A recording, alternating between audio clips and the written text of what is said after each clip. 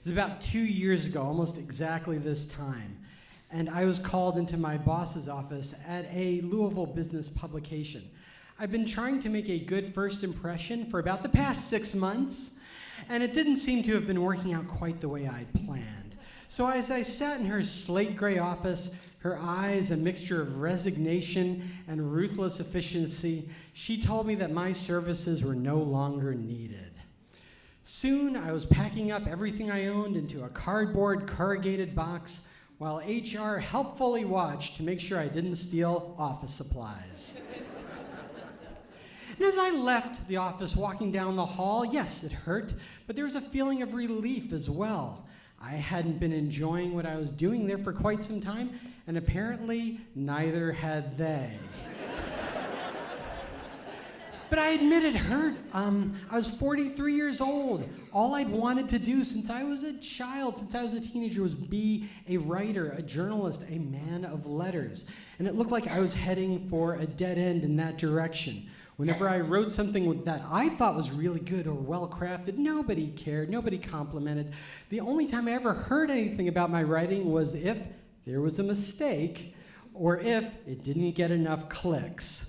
So as I walked out the door that day, I didn't know who I was or where I was headed. I didn't feel like the world even cared or that it mattered anymore that I was a writer. I didn't know what was to come, and I didn't want to guess. Now, about a month ago, I found out that my beloved mother had become very sick, and she was put into a hospice in Saddle River, New Jersey. And I flew out almost immediately to stay in the room with my mom night and day, sleeping on a cot, a not comfortable cot by her bedside. And my mom could no longer speak to me, but she could communicate. We talked in hugs, we talked in smiles, we talked in head nods. And in that way, we managed to be together for most of a week. But hospice is such a depressing place, in case you didn't know. And after 3 or 4 nights of being in a place that is literally the house of the dead, I felt like I needed at least one night out to not be in hospice.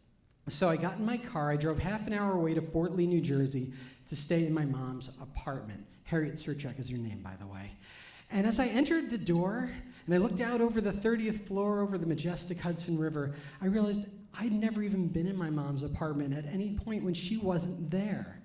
My beautiful, unsentimental mother's apartment, clean, efficient. She didn't keep anything she didn't really need.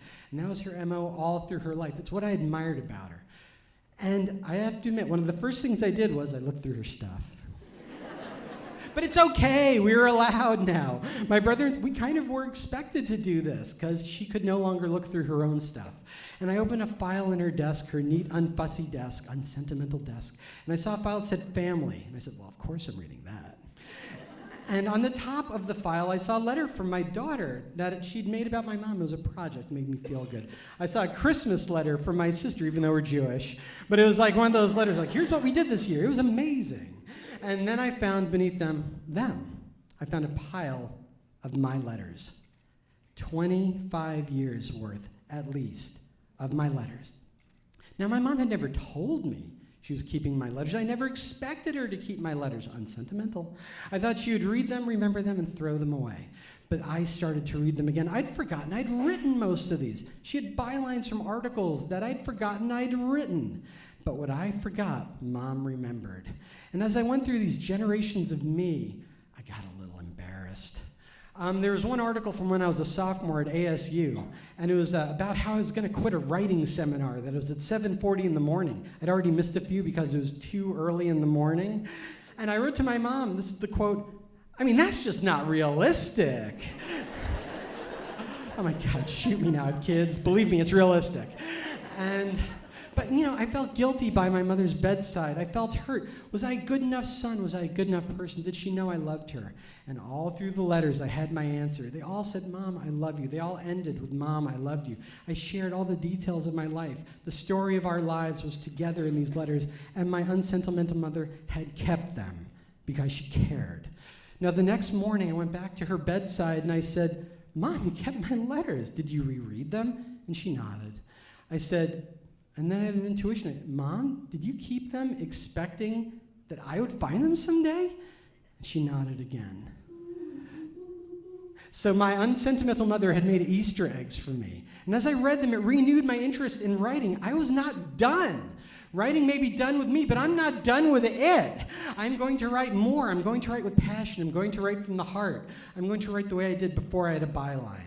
And to you people in the audience, I say, write somebody a letter.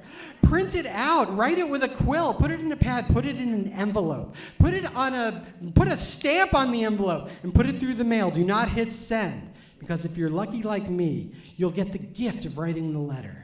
You'll get the gift when somebody receives it. And if you're truly, truly blessed, you'll get the gift when someday it all comes back to you. Thank you very much.